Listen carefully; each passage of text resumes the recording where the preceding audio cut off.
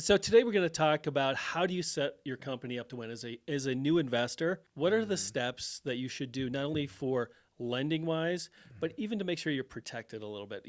Not a lawyer, but we're going to go through some things that we've seen that worked and also set you up short term and long term to make sure you get the money, the leverage that we talked about before.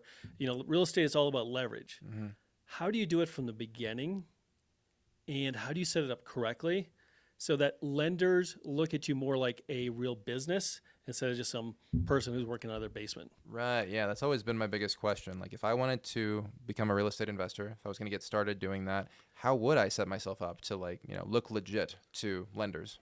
And it's not only legit. There's a lot of lenders, if you're not set up as a company or an LLC, anything like that, they're not going to lend to you because the majority of lenders in the real estate world lend on what they call a commercial basis.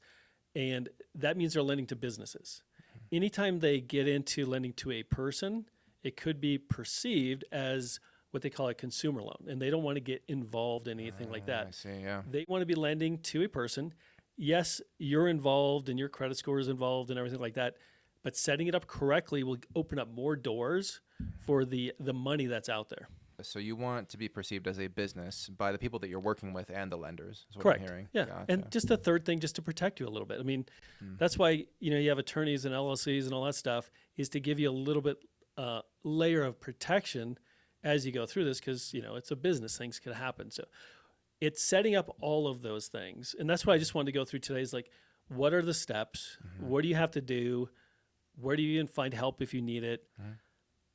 All of the things that put you in the place to show that you're a real business and you're serious about this. What are the steps? What do you have to do? How do you put yourself in a place to be a real business that people Correct. take seriously? Yep. Okay. So let's start then with the first step. Like, what do I need to do to initially get started to make this happen? So the first step that everyone advises or people look at is setting up your business name. Okay. Because it's something you have to select, but then also the states that you're in, the name has to be available. So you're going to have to do a search. But also as you're looking at the whole lending world, some of the lenders like the fix and flip and the birds, they really don't care the name of your business. But some of the credit card companies and some of the lines of credit, they do. So you want to set it up when you're going through this to think about it and not make it real estate specific in the name. Not like, Interesting. John Smith Fix and Flip Company. Okay. You want to, the name is important with at least a third of the lenders you're going to work with. So it's more like John Smith, consulting or marketing or some kind of generic name that when you're applying for the one loans that does matter, which is the business credit cards, the business lines of credit, those kind of things, they really look unfavorably at real estate investors, realtors. There's a certain portion that they'll look a little, they'll check you a little bit more, make it a little bit harder for you to get. So if we're going to set this up to win, we want to make sure our name, when we start out just with our name, it's something that represents what you're doing, but it doesn't have real estate and stuff like that in the name. Just to open up more doors. Yeah. It's a bit like driving a bright red convertible. Yeah. You're just asking for speeding tickets. If I'm John Smith's real estate investing company, it's going to be harder to get through those loans. Okay, Yep. gotcha. You can start out a YouTube, business or e-commerce, and it doesn't matter. But you start real estate, and some reason it's Interesting. taboo. Yeah. It's just the way it is. You got to learn to, understand the game. So you go to your Secretary of State, you'll look up the name, make sure it's available, and you register it. The next thing, when you're talking with your accountant and lawyer, but typically you're going to set up bank accounts. You're going to need an EIN, which is kind of like a social security number for a business. It is your federal identifier for your business. It is your tax number for your business. So the second thing you're going to want to do is go set that up with the IRS so they know that you're a real business. EIN. None of this is fun, but it's just like all the stuff you got to do. Right, yeah. The Just stuff the winners are willing to do, right? Yep. Suck it up for a little bit, get it done. Yeah, and yeah. then it's a lot easier. So that's the number that recognizes you in the system as a business. Correct. That's taxable. Okay. And then, the next step is setting up bank accounts. And the reason you need your EIN is because the banks are going to require the EIN, or if they put it, depending on your accountants and attorneys, they may just set it up as what they call a pass-through, which is using your social security number. But it's just easier and better and more business-like, let's call it, if it has its own tax ID.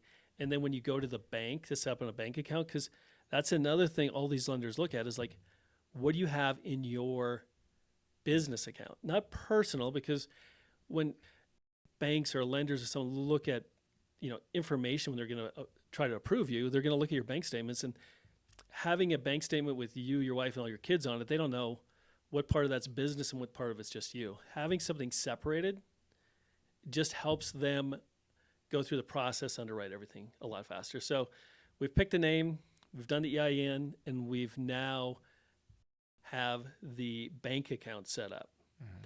Another thing that as you walk down this path is, letting everyone know that you're doing business, which is either a website, an office, 411, some of those things. That could come, later on, 3, 6, 9 months, 12 months when you start making money. But, just setting up a business, the EIN and the bank accounts costs a little to nothing to do. Yeah. It might cost you $100 or whatever. You might want to talk to your attorney and accountants. That might cost you another $100, but it's worth setting it up and setting it up correctly. Okay. So far we've got 4 steps, right? It's the name, EIN, the bank account, and that's a business bank account specifically, right? Yep. And then the next step is, how do you put yourself out there? So a website, just let people know you're doing business. Correct. Okay. Yeah, because that's more important when you're looking at, like I said, there's 2 sides to the leverage, the money side. Part of that is, your regular fix and flip or your bank loans, but sooner or later you're going to use credit cards. Sooner or later you're going to use lines of credit to pay for supplies and stuff. Those kind of issuers want all of those things in line, including they want to be able to go out on Google and verify that you're a real business and you're doing something. And maybe you have a real address, even if it's like a Regis office, where you just pay by the month or you just pay for a seat. Anything like that helps you look better in the eyes of some of these large institutions that issue the credit cards and the lines of credit and stuff like that. Interesting. Okay, so having a website, having an office, having, of course, the name and EIN, business bank account, those are all things that this helps you look good to those that are you're going to need to have favor with to be able to do business. Yep. Okay. And that last one, you don't need to do right away, because people understand when you're starting out, you might not be able to afford an office building. Okay. But, the first 3 months, get this thing going. And then setting yourself up to win now and in the future. I always talk about on every deal, every transaction, there's a bucket of money. And what a bucket of money means is if you're buying a fix and flip or even a rental, there's a bucket of money that's needed to buy that property. There's for the purchase, for the rehab, for closing costs, for interest. There's a whole thing that's going to cost you. There's this whole bucket that's going to cost you to do that. Now, part of that bucket of money comes from lenders. They're going to help fill part of that. They're going to use the leverage, and they're going to hopefully fill the majority of that. Okay. But there's another bucket of money that's going to have to come from you, because the lender's going to require some down payment. They're going to require some interest costs and all that stuff. So when you're setting these things up and when you're looking at it, how do you make sure, number one, the lenders who are lending you money will give you more at a better price? And number two, that you have the money, because there are so many people who are starting out and they're like, well, I don't have the money. I don't have the 10% down. I don't have the interest. But so how do you set that up? How do you set up your bucket of money to be able to qualify for these loans and qualify for multiple loans? So that's the other thing is like, what represents your bucket of money, and how do you set that up to make sure you can play in the game, create that wealth? And do you need to have like some money ahead of time, or are there other ways to fill up that bucket? Like, let's say I didn't have anything. Is that not viable? No, not at all, because it just depends on how creative, how you feel about what you're doing. Because there are a good number of people who use in their bucket of money, they may not have anything. But what we tell people, that's either lines of credit, or you could use your credit cards for down payments and stuff. There's ways to actually use your credit cards for that. But the most important thing to do starting out is find other people's money, which means I say family and friends, but that's, most people are like a little bit scared. But there's a lot of people out there who are looking for better returns. And can you borrow 10,000 from someone you meet at a real estate group or from somewhere else and give them 10%? You could fill your bucket of money with some other people's money who's also just looking for a return. As long as you use that money correctly to make money so you can pay them back. But you could fill your whole bucket with someone else's money and not have anything. That's the beautiful thing about real estate. You could have the banks over here giving you 80 or 90%, and you could have someone on your street, someone you know, someone who has $10, $20, $30,000. They don't need 100,000, but guess what? There's so many people out there right now looking for better returns that they're willing to talk to you. And if you paid someone 10%, that's a lot cheaper than you're going to get on a credit card or even a fix and flip or any of those loans.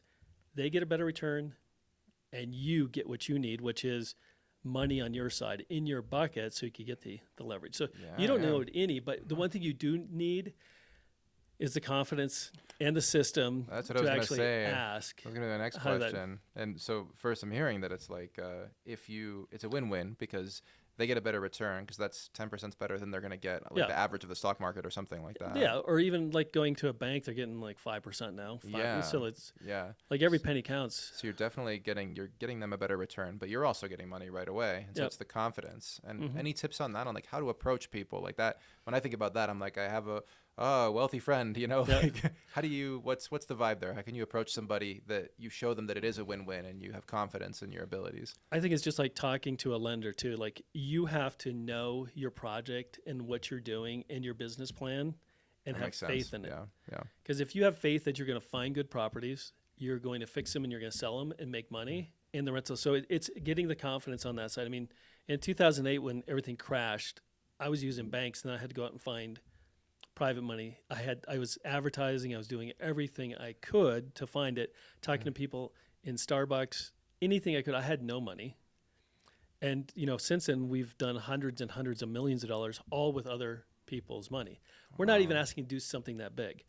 But if you're going to go out and ask someone for money, make sure you understand when you sit down and talk to them, like show them a good deal. Because if you see it's a good deal, you'll project that it's a good deal. More than likely they'll want to get in. Once you get one person in, it's easy to get the second, third, fourth. If anybody ever wants to figure out or find out, we'd be glad to go through. We have a little system we put together a while ago, and just like how to talk to people, how to find them, how to talk to them, and how to convince them or show them it's a great opportunity to put money in real estate with you as a person. Our whole thing is making the borrower as strong as possible, setting up the company right, filling their buckets up so that when they go to different lenders or do more projects or they find a great deal, they could jump at it. Yeah. They could be ahead of people who are scrambling, who might find a deal and they scramble for 2 weeks to find money. And guess what? The deal's gone because they weren't able to close. Setting this up correctly up front, getting this pieces together, you'll do more in the long run. Yeah. So it sounds like doing that stuff that we were talking about earlier, like it's similar to the tax ID and things like that, like doing things that might not be as fun on the front end. I don't know. Business plan could be fun for some people because you're figuring out what you want, but knowing the numbers too, knowing that you can confidently tell someone like, I'm really expecting this rate of return. Like I'm expecting to be able to give you 10%. It's a pretty, this is a pretty solid deal. Like this is a smart move on your part and believe it. I think people can sense it, right? They know, they know if you believe it too. If you're like worried about it and you're like, I actually don't know if this is going to work out. Nobody's going to give you their money. It is a mental game because I just had a guy call me this week from Florida. I believe it was near Tampa. And he was talking about how he needed some money, he wanted me to lend. And I was like, it just doesn't work. But why don't you ask your family? And he's like, I could never ask my family. He goes, they don't trust me. I was like, okay. So who knows why? But it's also like they're not going to if you don't have confidence. You need confidence. And confidence comes with a good project. This all comes down to finding good projects so you can make money. Leverage helps you get it there. What we do, finding the leverage, helping you set up your buckets of money, all that kind of stuff, helps you obtain the properties you find that are good deals.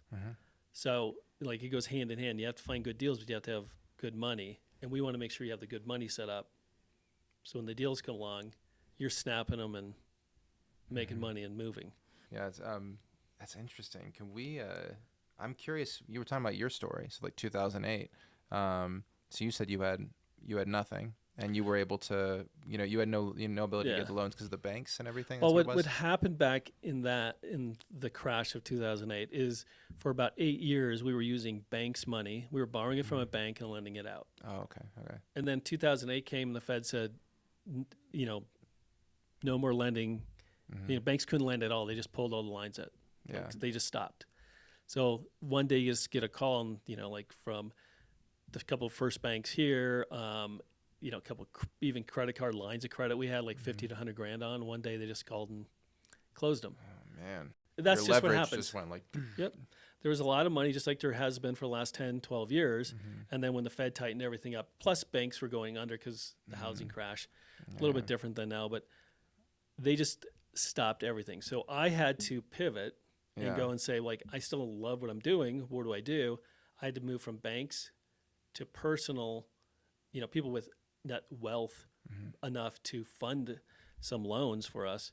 So that's what I did. I went out, I beat the streets, put ads I did everything I could Yeah, to yeah. get people ahead. And then once you get it going, it flows pretty good. Once, a lot of the people that I've done business with real OPM, it's been 12 plus years that they've been with, because once Sorry, what is OPM? other people's money, Oh, other real, people's money. real, Okay. real other people's money. Yeah. Gotcha. Yeah, yeah. So that's what this whole thing is. And the more you can find of other people's money, everything gets easier too. This is actually making a lot make sense to me, because I've sometimes thought, like in our previous interviews, like as the Fed is tightening stuff, I'm like, he seems really like calm and confident about this, and it sounds like you're like, I mean, if I'm hearing you right, you're saying I've been here before. Like Yeah. they've tightened this up, and it was worse before, Yep. and you figured out how to keep doing what you love doing, and you're confident that you can do that still and help others to do that. Yeah. There's always a way, in personal banking or whatever, whatever they call it online now, where it's peer-to-peer Oh yeah. lending. That's gotten bigger, but lending from peer to peer was around a long time before banks. So banks kind of came in, and with the FDIC, and a lot of people like going to that. But there's still a ton of yeah. people out there who are just looking for something better, looking to do something other than the stock market and other than banks. Because if they could get, like I said, 10 instead of 5, everyone's on a fixed budget. Every insurances, rents, everything's going up. So everyone wants to make a little bit more. With the right plan, with the right confidence, people could fill that bucket up. So we want them to set up the company and fill that bucket to get going. And just, even when you're filling that bucket and you're talking to someone, you don't even have to take the money, like borrow it right away. You could just say, hey, I'm about to get a deal. And when I get a deal, I'm going to borrow your money. So you're not paying interest when you're not using it too. And you take care of one person, they'll tell someone else, or they'll put more money in. You take care of 2 or 3 people, and it just keeps expanding. So it goes positive or negative. If you don't take care of people, it'll go the other way too. It's all about treating people right. And everyone on every corner, there's someone there who has money in an IRA or a savings account or something, who has 5, 10, or 20 grand that you could use for a down payment, carry costs, fix up, anything like that. So Yeah. we set you up with your bucket of money and your right company. You're light years ahead of everyone else. Yeah, so Not you everyone said- else, but most people. 'Cause Yeah. most people don't do that. Yeah, no, I Yeah. mean, this all sounds very.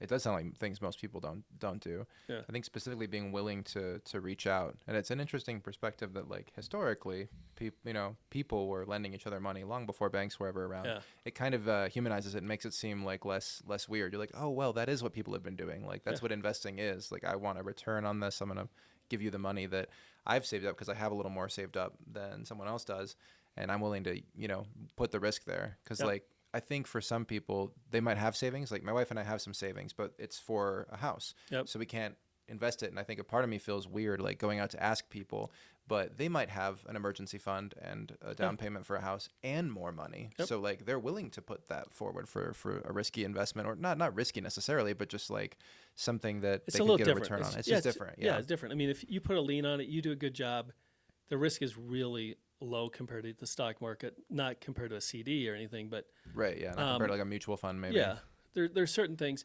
But if you do your due diligence too, the person who is lending the money, if they understand and do some due diligence, takes out some of the risk too, and making sure.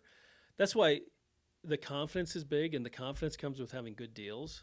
Yeah. And if you have good deals, it's a lot less risky on both sides. Absolutely. Yeah. You really can't fake that confidence, right? Like you have to know Yeah. what you're offering, Yeah. and then you feel good about offering it. Yeah. Yeah. Because there are so many people getting into real estate and everything, and they'll just send us an address and say, what do you think of this deal? And we're like, okay, what are you going to do to the deal? What are you going to, how are you going to fix it up? How are you going to, and they don't want to do any of that work. Yeah. Yeah. So if they're not going to do any of that work for their own business, for their own company, I mean, like you could literally do 3 or 4 deals or less a year and make a couple $100,000 or $100,000, depending on where you're at. Mm-hmm.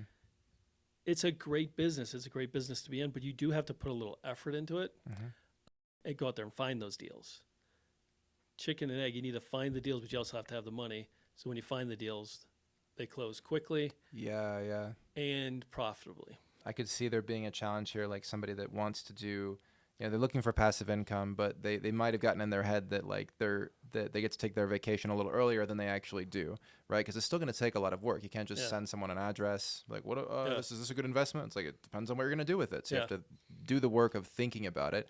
Think about what you're going to do. Think about what your plan is, and then once you've got this business flowing, then you have that potentially some passive income, or you have the ability to make a big payday and go on a vacation for a while. But this is still work, is what I'm hearing. It still takes effort. Just put it this way: if you're flipping your first house or flipping your 50th house, by the time you're flipping your 50th, you know a lot. You could, That's a good point. Yeah. you could walk in and say like, hey, that's not right. I mean, like it takes you a lot less, and because you already have a lot of stuff set up. I mean, like, once again, more streamlined. setting things up. It's like picking your colors, picking your, your look. I mean, like a lot of people are grays and some people are browns, but most of them are grays and blues now or whatever. And they just the same thing all over and over. And they know certain things to look for. So your first one is always going to be a little clunkier. Your second's better. Your third, but you have to get going. And that's what we're just talking about is, setting this up and, making sure you understand this is a business. This is something you want to create your wealth with, your income with. Yeah.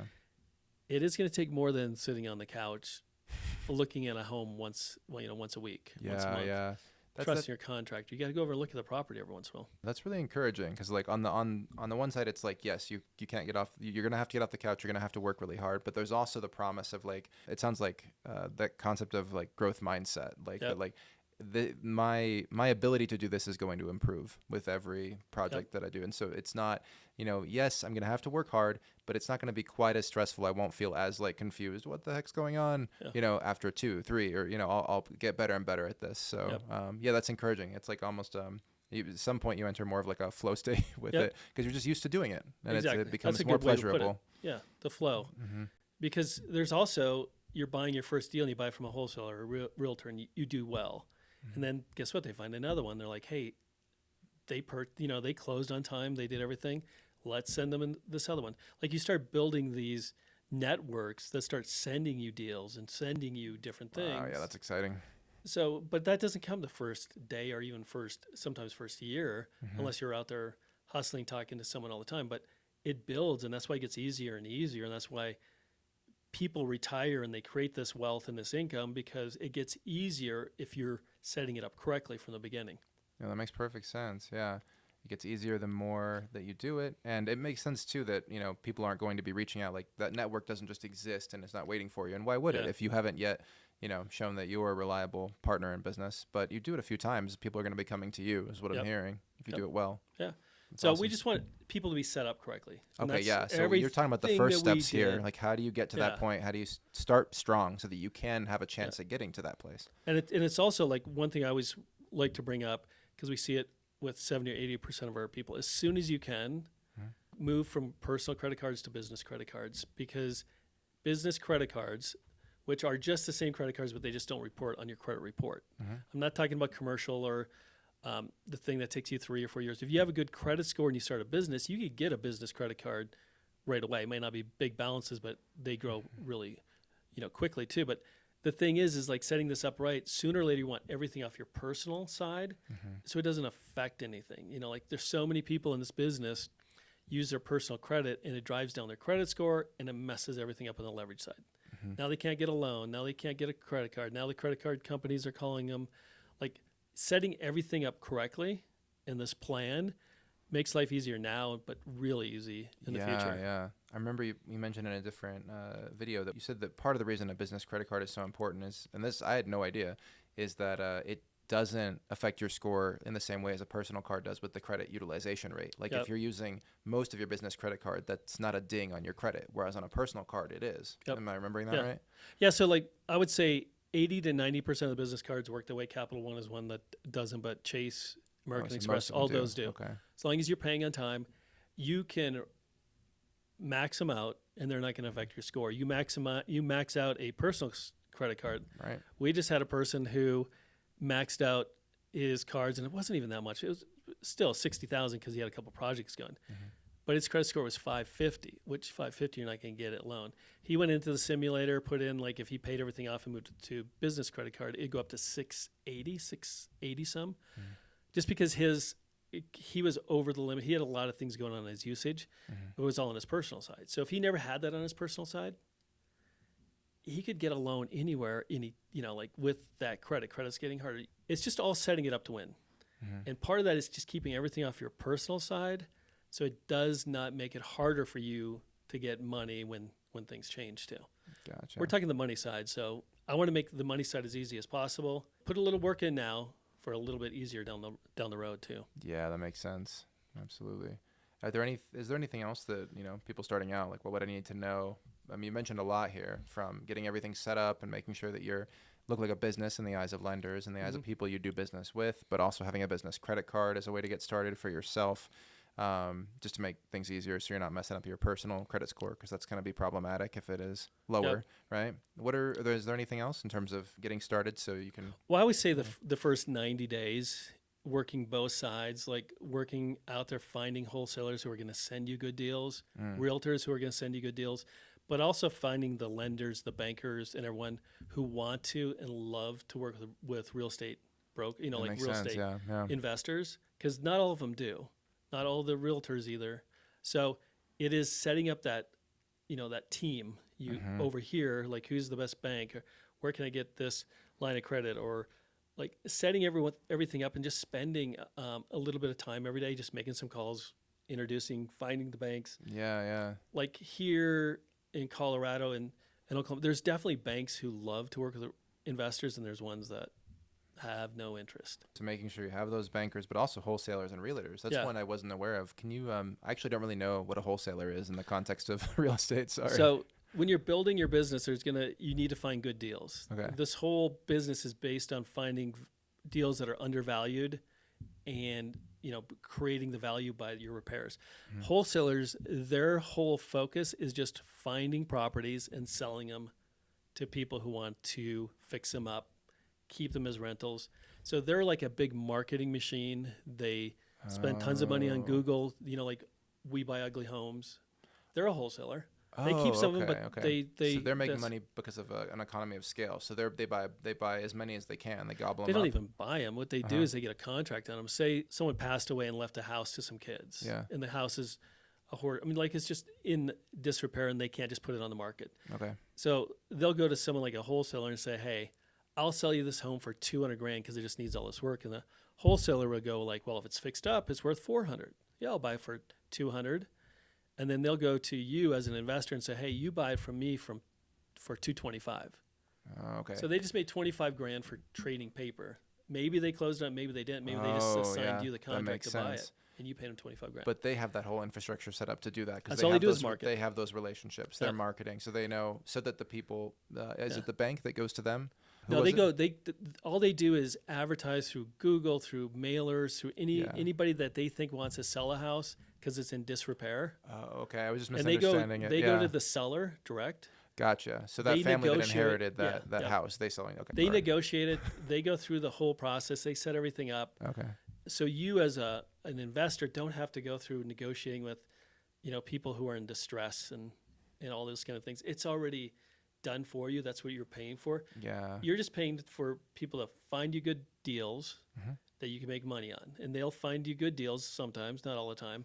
But that's their whole purpose in life, is to find under market properties and hand them over to investors for a fee. So they So make a that's- little bit on each house. Yep. And then the But they don't if have you any, have a relationship with them, then they're going to reach out to you. They're like, hey, well, I know somebody that will typically buy this Yep. for, the price that I want for 225. Yep. But then you're still getting a great deal too, because like Yep. you said, it's worth 400 when Yeah. it's ready. So it's doing your math, knowing that, okay, maybe I put 100 into it and then I make, what is that, 75K, up Yep. off of the house. Yep. If I put 100 into it, if it was in disrepair. yeah. There's Okay. some other costs like selling costs and everything, but you're right on. Okay. Yeah, I mean that's what you have to do. Then is you have to. The wholesaler goes 225. You can have this for, and you have to go walk through and go like, yeah, it's going to take me 175, Mhm. whatever. And the more you're in this, the easier that gets. It seems like a lot, but you walk 50 or 100 properties. Pretty soon you walk through one and you're like, yeah, it's going to cost me, and you're You pretty just close. know. Yeah, that makes you're pretty sense. close. So that is like setting everything up and doing it. We have the money side, but it's also finding the good deals. You need both because you Mm. can't find good deals without money, and it's no good to have money if you don't have good deals. So they both work. Gotcha, So yeah. finding these team members that's going to deliver good properties to you, Yeah. Yeah. because you're too busy making sure everything's fixed up, doing everything else.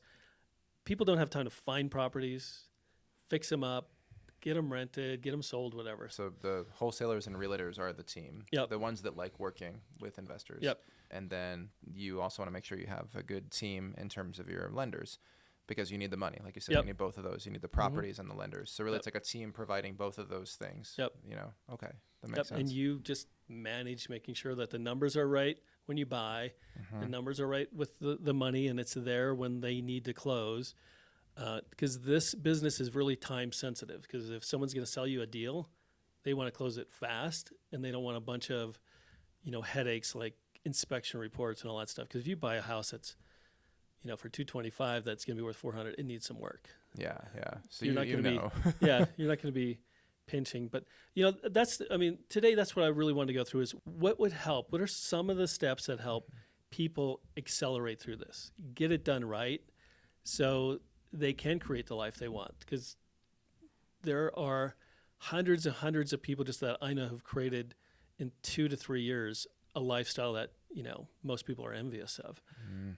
But they also went out and did it correctly and did the work, and it's a beautiful thing when they do it.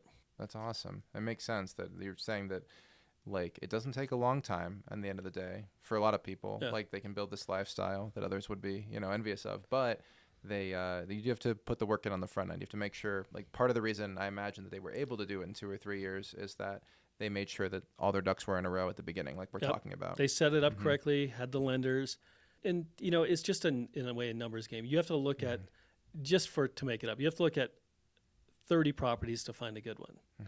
Some people will look at 30 properties in a week. Some will look at 30 properties in 6 months. Yeah. So, So which, just which to- one of those is going to Yeah. accelerate, Yeah. And the person who's doing it in 6 months could still build their business and do it. They're just doing it at a different pace. They're doing it at their pace. Yeah. The people who are like on it and cranking and working some longer hours, Mm-hmm. in 3 or 4 years, you see they have a completely different life because they want to pack everything up front Yeah. and not keep it going forever. Yeah, no replacement for elbow grease, it seems. Exactly. And I appreciate the realism there, because you're saying that it's still possible to build, a business that and a lifestyle that you want. But if you don't have the time to put in, to look at 60 homes or 30 homes in a week right now, that's okay. Yep. Just be realistic on the front end and don't burn yourself out, because and be discouraged when you don't have the same pace as the person Yeah. that can look at one in a week, 60 Yeah. homes in a week, or keep That- saying 60, 30 homes in a week. 60, 30, whatever it is. Yeah, right. I think that's the whole thing is don't get disappointed. Don't get down on yourself because it does take repetition. It does take going through, looking at properties, talking to different lenders, finding the good fit. And some people have more time. Some people have to just fit it in. But if you keep fitting it in and doing it, sooner or later, it'll pop for you too. Yeah, that makes perfect sense. So today, I just wanted to go through is like, how do you set it up? How do you set up your business? Setting it up correctly. Like even getting the name, getting the EIN, talking to your accountant, your attorney, or whatever, to make sure you pick an LLC or corporation or whatever that means. Getting your bucket of money, and then getting your team set up. And we also went through like you could do it fast, or do do it slow, but consistency Mhm. over time will still win out with not doing it, or, putting a little effort in now, and then in 3 months put a little more effort, and then like the erratic stuff, just it's going to be hard to understand markets and hard to understand what's happening. You got to really dive in. It's a business. It's a way to make good money, but it does take a good plan, good effort in setting it up right. Yeah, yeah. So I guess a very brief summary could be right. Here's you give us a good game plan, and you also said, and you need a game face at the same time. Yep. You got to be ready Yep. to execute on this, but have a good game plan, and you're gonna be all right. Just be realistic about your time frame, and yeah, and it sounds like a fun game. Sounds like one that's rewarding too. Well, it's one that could take you out of the day-to-day business that you're in. I had a doctor call me yesterday, and she's just like, I'm burned out. I don't want to do it anymore. I want to get in 7 years to have enough rental properties to give up what I'm doing and go enjoy life a little bit, because 80-hour work weeks just don't work for everyone. So I think doing it right, and treating it like a business will accelerate you through this. Yeah, help you get to that lifestyle that Yep. you're craving, that you want to move to. Yep. Awesome. Well, thanks. I Perfect. appreciate the advice today. Thanks again, Michael. Yeah.